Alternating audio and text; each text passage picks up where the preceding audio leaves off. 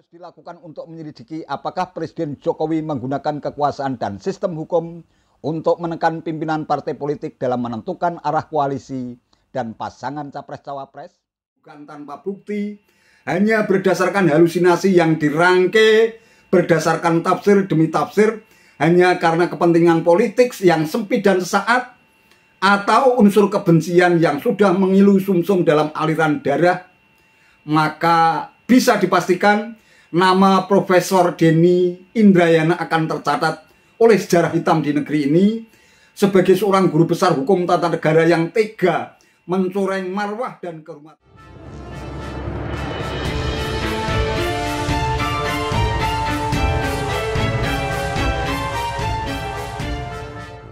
Assalamualaikum warahmatullahi wabarakatuh. Salam sejahtera untuk kita semua, salam budaya.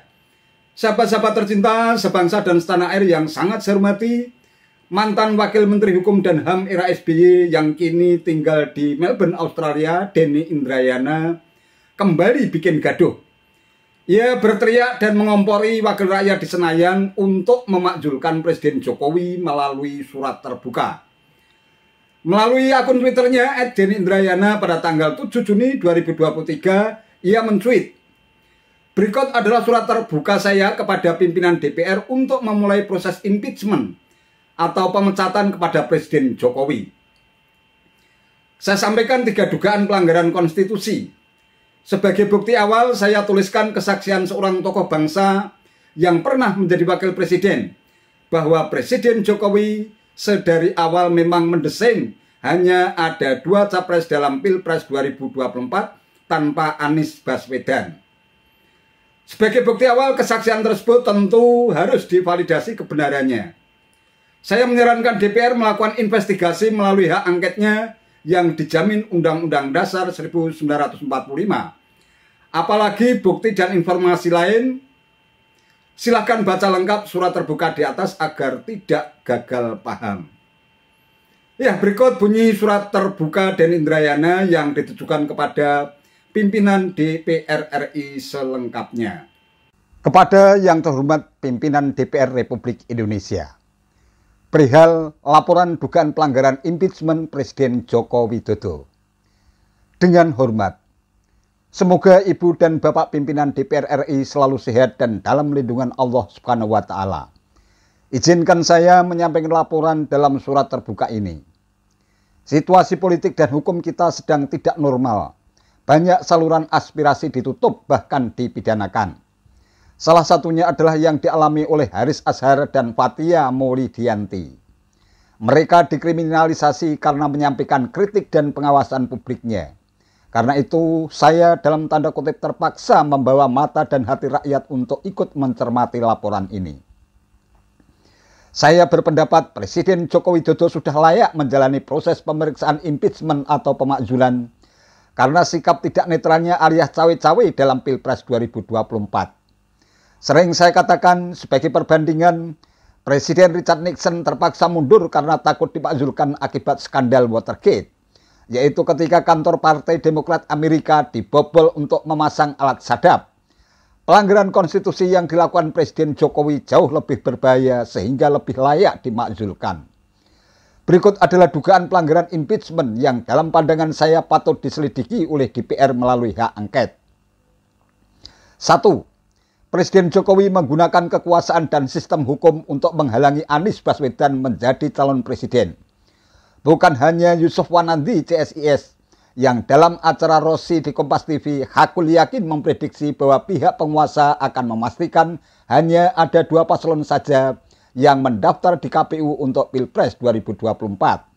Saya sudah lama mendapatkan informasi bahwa memang ada gerakan sistematis menghalang-halangi Anies Baswedan. Saya bertanya kepada Rahlana Siddiq, kenapa Presiden ke-6 SBY di pertengahan September 2022 menyatakan akan turun gunung mengawal pemilu 2024. Menurut Rahlan, hal itu karena seorang tokoh bangsa yang pernah menjadi wakil presiden menyampaikan informasi yang meresahkan kepada Pak SBY. Sebelumnya sang tokoh bertemu dengan Presiden Jokowi dan dijelaskan bahwa pada saat Pilpres 2024 hanya akan ada 2 capres, tidak ada Anies Baswedan yang akan dijerat kasus di KPK. Hak angket DPR harus dilakukan untuk menyelidiki apakah ada tangan dan pengaruh kekuasaan Presiden Jokowi yang menggunakan KPK, Kejaksaan Agung, dan Kepolisian untuk menjegal Anies Baswedan menjadi kontestan dalam Pilpres 2024. 2. Presiden Jokowi membiarkan Kepala Staf Kepresidenan Muldoko mengganggu kedaulatan Partai Demokrat dan ujungnya pun menyebabkan Anies Baswedan tidak dapat maju sebagai calon presiden dalam Pilpres 2024. Tidak mungkin Presiden Jokowi tidak tahu Muldoko sedang cawe-cawe mengganggu Partai Demokrat, terakhir melalui peninjauan kembali di Mahkamah Agung. Anggaplah Presiden Jokowi tidak setuju dengan langkah dugaan pembegalan partai yang dilakukan oleh KSP Muldoko tersebut. Presiden terbukti membiarkan pelanggaran undang-undang partai politik yang menjamin kedaulatan setiap parpol. Juga lucu dan aneh bin ajaib ketika Presiden Jokowi membiarkan saja dua anak buahnya berperkara di pengadilan. Membiarkan Kepala Staf Presiden Muldoko menggugat keputusan yang dikeluarkan Menkumham Yasona Lawli. Jika tidak bisa menyelesaikan persoalan di antara dua anak buahnya sendiri, Jokowi berarti memang tidak mampu dan tidak layak menjadi presiden. Hak angket DPR harus dilakukan untuk menyelidiki apakah Presiden Jokowi membiarkan atau bahkan sebenarnya menyetujui, lebih jauh lagi memerintahkan langkah KSP Muldoko yang mengganggu kedaulatan Partai Demokrat. 3. Presiden Jokowi menggunakan kekuasaan dan sistem hukum untuk menekan pimpinan partai politik dalam menentukan arah koalisi dan pasangan capres-cawapres menuju Pilpres 2024. Berbekal penguasaannya terhadap pimpinan KPK yang baru saja diperpanjang masa jabatannya oleh putusan MK, Presiden mengarahkan kasus mana yang dijalankan dan kasus mana yang dihentikan termasuk oleh Kejaksaan dan Kepolisian. Bukan hanya melalui kuasa hukum, bahkan kedaulatan partai politik juga diganggu jika ada tindakan politik yang tidak sesuai dengan rencana strategi pemenangan Pilpres 2024. Suharso Mono Arfa misalnya diberhentikan sebagai ketua umum partai. Ketika saya bertanya kepada seorang kader utama P3 kenapa Suharso dicopot, sang kader menjawab, ada beberapa masalah tetapi yang utama karena dalam tanda kutip 4 kali bertemu Anies Baswedan.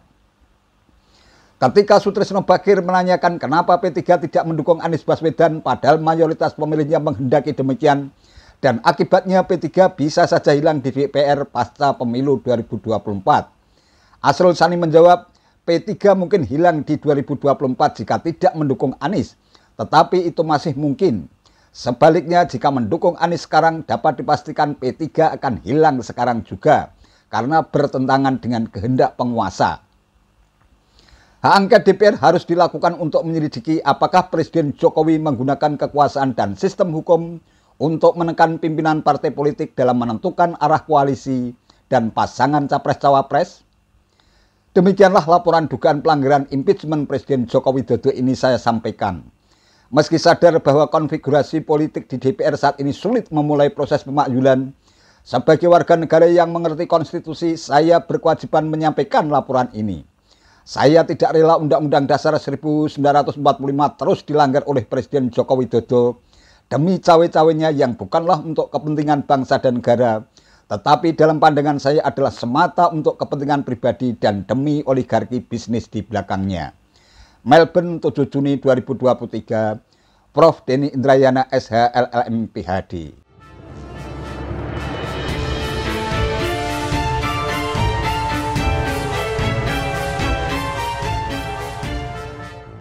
Sahabat-sahabat tercinta sebangsa dan setanah air yang sangat saya hormati, ada dua hal yang ingin saya soroti terkait dengan surat terbuka bikinan Denny Indrayana yang ditujukan kepada pimpinan DPR RI, yaitu yang pertama soal isi atau konten surat terbuka dan yang kedua adalah soal mekanisme. Yang pertama mengenai soal isi surat terbuka. Denny berpendapat bahwa Presiden Jokowi sudah layak menjalani proses pemeriksaan impeachment atau pemakzulan karena sikap tidak netralnya alias cawe-cawe dalam Pilpres 2024. Denny pun membandingkannya dengan Presiden Richard Nixon yang terpaksa mundur karena takut dimakzulkan akibat skandal Watergate, yaitu ketika kantor Partai Demokrat Amerika dibobol untuk memasang alat sadap. Repotnya, Denny menuduh pelanggaran konstitusi yang dilakukan Presiden Jokowi jauh lebih berbahaya sehingga lebih layak dimakzulkan. Satu, Presiden Jokowi dituduh menggunakan kekuasaan dan sistem hukum untuk menghalangi Anies Baswedan menjadi calon presiden. Denny hanya menggunakan pendapat Yusuf Wanandi dari CSIS yang hakul yakin memprediksi bahwa pihak penguasa akan memastikan hanya ada 2 paslon saja yang mendaftar di KPU untuk Pilpres 2024. Ia juga mengaku sudah lama mendapatkan informasi bahwa memang ada gerakan sistematis untuk menghalang-halangi Anies Baswedan, termasuk ketika pada pertengahan September 2022, SBY akan turun gunung untuk mengawal pemilu 2024 setelah dia bertanya kepada kader Demokrat Rahlan Nasidik yang katanya seorang tokoh bangsa bahwa pada Pilpres 2024 hanya akan ada 2 capres, tidak ada Anies Baswedan yang akan dijerat kasus di KPK. Ini juga ngaco. Pertengahan September 2022 saat itu Anies masih aktif menjadi gubernur DKI. Dideklarasikan sebagai bakal capres oleh Partai Nasdem pada tanggal 3 Oktober 2022 dan masa jabatan Anies sebagai gubernur DKI berakhir pada tanggal 16 Oktober 2022. Bagaimana mungkin sudah ada skenario penjagalan Anies sebelum ada deklarasi sebagai bakal capres? Ini pertanyaan yang menimbulkan keraguan. Belum ada deklarasi tetapi sudah keluar-keluar, sudah ada desain atau skenario untuk menjegal Anies. Sangat tidak masuk akal. Berikutnya, Denny juga meminta DPR menggunakan hak angket untuk menyelidiki apakah ada tangan dan pengaruh kekuasaan Presiden Jokowi yang menggunakan KPK, Kejaksaan Agung, dan kepolisian untuk menjegal Anies Baswedan menjadi kontestan dalam Pilpres 2024. Ini lebih konyol lagi. Denny yang menuduh kok malah DPR yang diminta untuk menyelidiki dan membuktikan. Seharusnya sebagai seorang pakar hukum tata negara dia pasti tahu ketika menyampaikan aduan kepada DPR harus dilampiri dengan bukti yang kuat dan akurat, bukan sebaliknya. Yang kedua, Presiden Jokowi juga dituduh membiarkan Kepala Staf Kepresidenan Muldoko mengganggu kedaulatan Partai Demokrat dan ujungnya juga menyebabkan Anies Baswedan tidak dapat maju sebagai capres dalam Pilpres 2024. Denny juga meminta DPR menggunakan hak angket untuk menyelidiki apakah Presiden Jokowi membiarkan atau bahkan sebenarnya menyetujui lebih jauh lagi memerintahkan langkah KSP Muldoko yang mengganggu kedaulatan Partai Demokrat. Ini sama konyolnya dengan tuduhan sebelumnya. Lagi-lagi DPR yang diminta untuk membuktikan adanya tuduhan yang telah dilontarkan oleh Denny Indrayana. Kemudian yang ketiga, Presiden Jokowi juga dituduh menggunakan kekuasaan dan sistem hukum untuk menekan partai politik dalam menentukan arah koalisi dan pasangan capres-cawapres menuju Pilpres 2024. Berbekal penguasanya terhadap pimpinan KPK yang baru saja diperpanjang masa jabatannya oleh putusan MK, Presiden dituduh mengarahkan kasus mana yang dijalankan dan kasus mana yang dihentikan, termasuk oleh Kejaksaan dan Kepolisian. Tetapi tuduhan Denny hanya berdasarkan katanya sebagai rujukan. Katanya Soeharto Mono Arfa, katanya Arsul Sani terkait dengan diberhentikannya sebagai Ketua Umum P3. Ironisnya, berdasarkan tuduhan yang tidak disertai bukti akurat itu, Denny berkuar-kuar secara arogan bahwa sebagai warga negara yang mengerti konstitusi, mengaku tidak rela Undang-Undang Dasar 1945 terus dilanggar oleh Presiden Jokowi demi cawe-cawenya yang bukanlah untuk kepentingan bangsa dan negara, melainkan dalam pandangannya adalah semata-mata untuk kepentingan pribadi dan demi oligarki bisnis di belakangnya. Ya, dari isi surat terbukanya saja jelas Denny hanya ngibul dan bullshit belaka. Menuduh tanpa bukti dan berhalusinasi berdasarkan tafsir liar yang berkembang dalam ruang imajinasinya yang bisa jadi sudah gelap mata sehingga tidak bisa membedakan mana fakta, mana yang fiksi, mana yang benar dan mana yang salah akibat racun kebencian yang sudah mengendap di rongga dadanya. Yang kedua, dari sisi mekanisme pengaduan yang ditujukan kepada pimpinan DPR RI, saya mau bertanya kepada Profesor Denny. Apakah pengaduannya itu sudah sesuai dengan mekanisme yang diatur? Di situ ada syarat-syarat mengirimkan pengaduan. Yang pertama, surat atau email yang memuat identitas dan alamat pengirim yang jelas dan lengkap. Yang kedua, surat atau email yang memuat maksud dan tujuan yang jelas. 3, substansi permasalahan yang disampaikan jelas. 4, masalah yang disampaikan memerlukan penyelesaian atau respon. 5, data pendukung disampaikan secara lengkap dan akurat. 6, ditambahkan dengan tanda tangan pengadu, garis miring cap jempol pengadu. Kalau hal itu tidak dilakukan, hanya sebuah surat terbuka yang sampean tujukan kepada pimpinan DPR, tentu saja DPR tidak akan menganggap bahwa pengaduan itu ada dan disampaikan oleh Profesor Denny Indrayana. Sementara itu terkait dengan alasan dilakukannya pemerintahan presiden oleh MPR sesuai dengan pasal 7A Undang-Undang Dasar 1945, presiden dan garis miring atau wakil presiden dapat diberhentikan dalam masa jabatannya oleh Majelis Permusyawaratan Rakyat atas usul Dewan Perwakilan Rakyat, baik apabila terbukti telah melakukan pelanggaran hukum berupa pengkhianatan terhadap negara, korupsi, penyuapan, tindak pidana berat lainnya, atau perbuatan tercela, maupun apabila terbukti tidak lagi memenuhi syarat sebagai presiden dan garis miring atau wakil presiden.